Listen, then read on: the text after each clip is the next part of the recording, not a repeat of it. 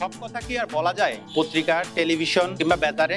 সব কথা কি লেখা যায় সোশ্যাল মিডিয়ায়, ফেসবুক, টুইটার, ইনস্টাগ্রামে? আসলে সব কথা সব জায়গায়, সব বক্তব্য সব জায়গায় দেওয়া যায় না। যে বক্তব্যগুলো দেওয়া যায় না, যে কথাগুলো সব জায়গায় বলা যায় না, সেই প্রসঙ্গগুলো নিয়েই আমরা প্রতি সপ্তাহে আপনাদের সামনে হাজির হব। এই ক্রীড়াঙ্গনের খুঁটিনাটি সব প্রসঙ্গ নিয়ে বিতর্কিত, আলোচিত সব ইস্যু নিয়ে আপনাদের মুখোমুখি হব আমরা। সাম্প্রতিক প্রসঙ্গে যদি আমরা আলোচনা করতে চাই, ক্রীড়াঙ্গনে দুটো বিষয় আমাদের সামনে আসবে। এক, বাফুফে নির্বাচন যেটি হয়ে গেল কিছুদিন আগে, যে আরেকটি হলো যে বাংলাদেশ ক্রিকেট সত্যিকার অর্থে আবার মাঠে ফিরেছে। তো সেই দুটো প্রসঙ্গ নিয়ে আমরা আলোচনা আজকে করব। যদিও একটু পুরনো হয়ে গেছে বাংলাদেশ ফুটবল ফেডারেশনের নির্বাচন, তারপরে আমরা সেই প্রসঙ্গে একটু নজর রাখতে চাই। কারণ আপনারা জানেন যে চতুর্থ মেয়াদের জন্য বাংলাদেশ ফুটবল ফেডারেশনের সভাপতি আবার হয়েছেন কাজী মোহাম্মদ সালাউদ্দিন। তাকে নিয়ে আসলে বিশেষ করে সোশ্যাল মিডিয়ায় গত মাস দুয়েক ধরেই আসলে অনেক আলোচনা হয়েছে, অনেক তর্ক বিতর্ক হয়েছে। সোশ্যাল মিডিয়ায় বিশেষ করে সবাই সরব ছিলেন যে কাজী সালাউদ্দিনকে হটানোর একটা ছিল, কাজী সালাউদ্দিনকে সরানোর একটা ছিল, যেটা আসলে আদালত পর্যন্ত গড়িয়েছে। আদালতের হস্তক্ষেপে আসলে সোশ্যাল মিডিয়া আলোচনা কিছুটা কমেছে, কিন্তু শেষ অবধি কিন্তু সোশ্যাল মিডিয়ার জয় হয়নি। আপনারা জানেন যে কাজী সালাউদ্দিন একদম অনায়াস বাদল রায় এবং শফিকুল ইসলাম মানিকের চেয়ে এগিয়ে থেকে বাংলাদেশ ফুটবল ফেডারেশনে ফের ক্ষমতায়, ফের চেয়ারে এসেছেন। তো আমাদের আজকের প্রসঙ্গটা এটাই যে আসলে এত সমালোচনা, এত আলোচনা, তাহলে লাভ কি হলো? তার এত ব্যর্থতার কারণ দিয়ে আমরা গত 12 বছর জানি যে বাংলাদেশ ফুটবল সত্যিকার অর্থে সামনে এগোয়নি, পিছনে হেঁটেছে। র্যাঙ্কিংয়ের প্রসঙ্গ যদি বলুন, মাঠে আন্তর্জাতিক অঙ্গনে সাফল্য যদি বলুন, কোনো কিছুতে আসলে আমাদের সত্যিকার অর্থে আমরা এগোতে পারিনি, বরং পিছিয়েছি। সালাউদ্দিনের যদি 12 বছরের আমরা তার কর্মকাণ্ড, তার 12 বছরের সময়কাল দেখি, আসলে মানে আশার কোনো আলো আমি দেখতে পাই না, আমরা দেখতে পাই না। কারণ আমরা ঘরোয়া ফুটবল দেখেছি, ঘরোয়া ফুটবলে আসলে প্রাণ ফিরে আসেনি। ঘরোয়া ফুটবল উনি অনেকভাবে চেষ্টা করেছেন। ওনার সাফল্যের হিসাবে ধরা হয় যে বাংলাদেশ লিওনেল মেসিকে এনে বাংলাদেশে খেলিয়েছে, আর্জেন্টিনায় খেলেছে, কিন্তু সেটা কতটা দেশের ফুটবলের জন্য উন্নয়ন হয়েছে সেটা আমরা আসলে জানি না। কারণ লিওনেল মেসি আসায় বাংলাদেশ ফুটবল তো জেগে ওঠেনি। তো বাংলাদেশ ফুটবল জেগে ওঠার জন্য যেটা জরুরি ছিল যে স্টার তৈরি হওয়া, মাঠের ফুটবলটা নিয়মিত রাখা, এবং সবচেয়ে বড় পয়েন্ট ছিল যে ক্লাবগুলোকে জাগিয়ে তোলা, ক্লাবগুলোকে প্রাণ ফিরিয়ে আনা। আজকে মোহামেডান স্পোর্টিং ক্লাব, এক সময়ের যে সবচেয়ে সেরা দুই ক্লাবের একটি আবাহনী মোহামেডান, সেই মোহামেডান স্পোর্টিং ক্লাব আজকে রেলিগেশনের লড়াই। আবাহনী ক্ষমতার কাছাকাছি একটা দল হিসাবে তারা হয়তো বাড়তি একটা বেনিফিট পায়, কিন্তু তারাও বিদেশি ফুটবলার দিয়ে কোনো রকমে টেনে টুনে কেটে যাচ্ছে। কিন্তু কাজী মোহাম্মদ সালাউদ্দিন সেই চেষ্টাটা না গিয়ে তিনি আসলে অনেকটা শোম্যানশিপ, অনেকটা বড় স্বপ্ন দেখিয়ে, বিশ্বকাপের স্বপ্ন দেখিয়ে বাংলাদেশ কাতার বিশ্বকাপে খেলবে সেই স্বপ্ন দেখিয়ে আসলে তিনি আসলে ব্যর্থতাকেই টেনে নিয়ে গেছেন, বাস্তবতা থেকে অনেক দূরে সরিয়ে দিয়েছে। তো সবচেয়ে বড় প্রসঙ্গ যেটা হচ্ছে নতুন তারকা তৈরি করা, নতুন ফুটবলার তৈরি করা, যাদের টানে মাঠে আসলে দর্শক যাবে। একসময় বাংলাদেশে আসলে ফুটবল ছিল নাম্বার 1 গেমস। মাঠ বঙ্গবন্ধু স্টেডিয়াম, যেটা আগে ঢাকা স্টেডিয়াম ছিল পল্টনের, সে মাঠে আপনারা জানেন যে দর্শকের কোনো কমতি ছিল না। আবাহনী মোহামেডান শুধু নয়, জাতীয় দলের খেলা হোক, এ দলের খেলা হোক, দর্শক উপচে উঠেছিল, কিন্তু সেই দর্শক আসলে ফুটবল থেকে বিমুখ হয়েছে, ফুটবল থেকে সরে গিয়েছে। তো আসলে এত কিছুর পর উনি ফুটবল দর্শক ফেরাতে পারেননি, সাফল্য আনতে পারেননি, তারপরও কেন তিনি ক্ষমতায়? এবং সত্যি আপনি যদি দৃষ্টি দিন, এটা আসলে ভোটেও অনেকটা স্বচ্ছতা ছিল, কারণ ভোটে আপনার কোনো কারচুপির ভোট হয়নি, কাউন্সিলররা ভোট দিয়েছেন, উনি পাস করেছেন। তো তারপরে আসলে এটা কেন, সেই উত্তর আমরা আসলে খোঁজার চেষ্টা করেছিলাম। খোঁজার চেষ্টা করে আমরা যেটুকু বুঝেছি, আসলে কাজী সালাউদ্দিন সন্দেহাতীতভাবে বাংলাদেশের সেরা ফুটবলারের একজন, কিন্তু কর্মকর্তা হিসাবে যত ব্যর্থই হন, তার বিকল্প আসলে তৈরি হয়নি। তাকে চ্যালেঞ্জ জানানোর মতো আসলে কাউন্সিলরদের মনেও সেই আস্থা তৈরি হয়নি যে কেউ এসে একজন রাতারাতি দেশের ফুটবলকে বদলে দেবেন। আমরা যদি আসলে বিবেচনা করি, ইউরোপিয়ান ফুটবলের দিকে তাকাই, অথবা আমরা যদি স্প্যানিশ ফুটবল দেখি, জার্মান ফুটবল দেখি, তো আমরা আসলে বুন্দেসলিগা দেখি, তো আমাদের আসলে দেখতে হবে যে প্লেয়ার তৈরি করে কারা। সে দেশের কি ফুটবল ফেডারেশন প্লেয়ার তৈরি করে, না ক্লাবগুলো করে? তো উত্তরটা আসলে আমাদের কাছে জানা যে ক্লাবগুলোই আসলে ফুটবলার তৈরি করে।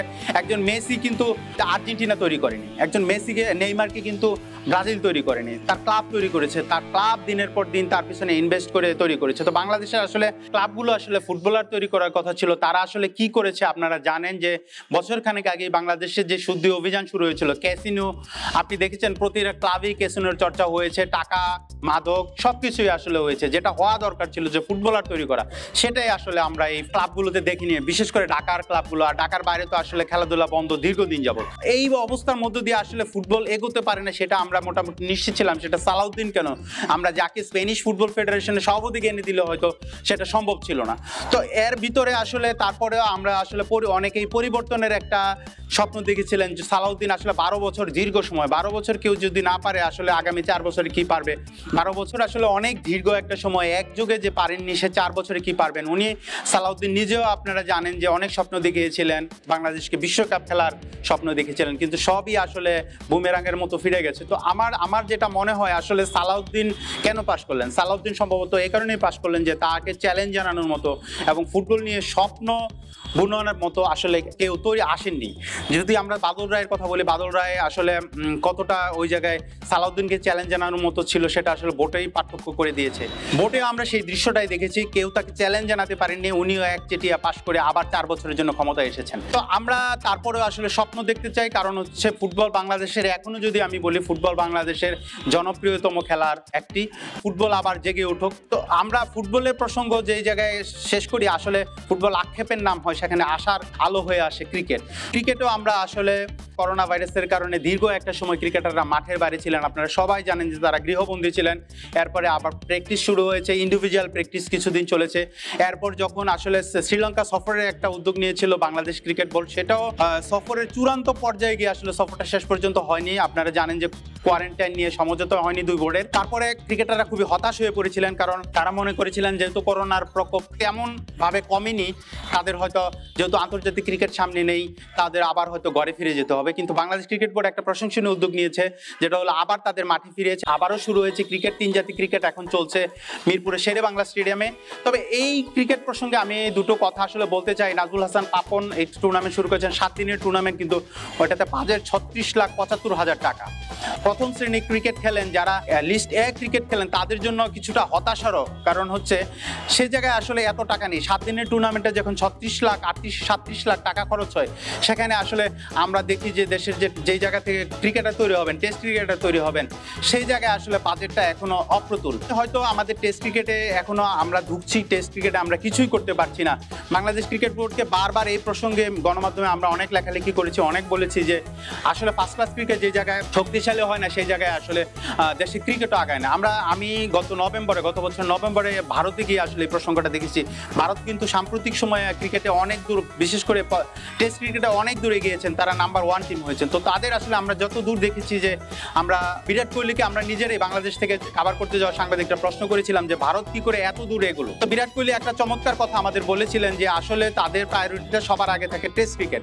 5 দিনের ক্রিকেট যারা খেলেন তাদের পারিশ্রমিক, তাদের বেতন সবচেয়ে বেশি, তারপর আসে ওয়ানডে ক্রিকেট, তারপর টি-20। তো আমাদের এখানে কি হয়ে গেছে, আমাদের টি-20 যারা খেলেন তাদের আসলে আমরা স্টারিজম বলি, যেভাবে বলে, তাদের পারিশ্রমিক, তাদের ইনকাম তাদেরটা অনেক বেশি দূর হয়, কারণ ফ্র্যাঞ্চাইজি ক্রিকেটে তারা খেলতে পারেন। কিন্তু 5 দিনের ক্রিকেট, কষ্টসাধ্য 4 দিনের যে ক্রিকেট, তারপরে সেইগুলোতে প্রথম শ্রেণীর ক্রিকেটগুলোতে কোনো বাজেট অপ্রতুল থাকে। আমরা 7 দিনের জন্য যে 36 লাখ খরচ করতে পারি, কিন্তু 3 মাসের জন্য আমরা কিন্তু মোটা অঙ্কের অর্থ খরচ করতে পারি না। এই সব জায়গায় আসলে বাংলাদেশ ক্রিকেট বোর্ডকে ভাবতে হবে। যদি বাংলাদেশ ক্রিকেট যদি শক্ত ভিত্তির উপরে দাঁড়ায়, আন্তর্জাতিক ক্রিকেট ধারাবাহিকতা সাফল্যের উপরে দাঁড়ায়, তাহলে এই জিনিসগুলো ভাবতে হবে। আমাদের মনে হয় সদিচ্ছা এখন জরুরি, কারণ বাংলাদেশ ক্রিকেট বোর্ড, ধনী ক্রিকেট বোর্ড, তাদের অর্থের কোনো অভাব নেই।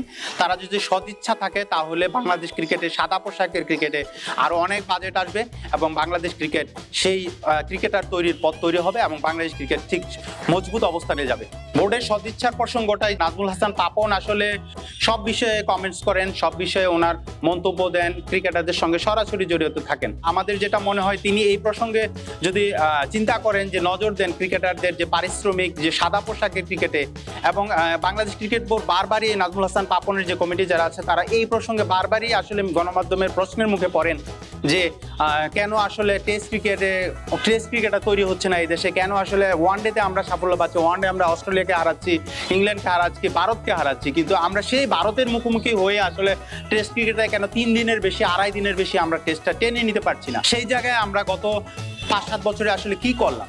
তো সেই জায়গায় আমাদের আসলে হাত দিতে হবে। নাজমুল হাসান পাপন সেই জায়গায় হাত দিয়েছেন বলে আমাদের কাছে দৃশ্যমান নেই, কারণ আমরা যেটা বলেছি তৃণমূলের ক্রিকেটার তৈরি করতে, সাদা পোশাক ক্রিকেটার, সব জায়গায় একটা স্ট্রাকচার এখন দাঁড়িয়ে গেছে।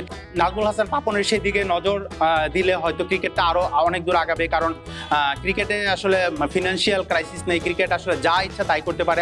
আমরা জানি যে ক্রিকেট কিছু ফেডারেশনকেও আর্থিকভাবে বিনিয়োগ করে থাকে। এই করোনা কালে আমরা দেখেছি যে ক্রিকেটারদের যে ঘরে থাকলেও তারা পারিশ্রমিক পেয়েছেন। এবং আমি আরেকটা প্রসঙ্গ বলতে চাই যে প্রসঙ্গটা আসলে বলা উচিত, যেটা হলো Dhaka premier cricket league. Dhaka premier cricket league এমন একটা সময় শুরু হয়েছিল যখন করোনা বাংলাদেশে মাত্র সংক্রমণ শুরু হয়েছে মার্চের শুরুতে, এবং তারপরে এক রাউন্ড ম্যাচের পরে বন্ধ হয়ে গিয়েছে। এই ঢাকা প্রিমিয়ার ক্রিকেট লিগ কিন্তু মানে বাংলাদেশ ক্রিকেটে, ঢাকার ক্রিকেটে বিশেষ করে রুটি রুজির একটা সংস্থান বেশিরভাগ ক্রিকেটারদের, কিন্তু সেই রুটি রুজির সংস্থান বন্ধ হয়ে অনেকেই আমরা যে মানবেতর জীবন কাটাচ্ছেন।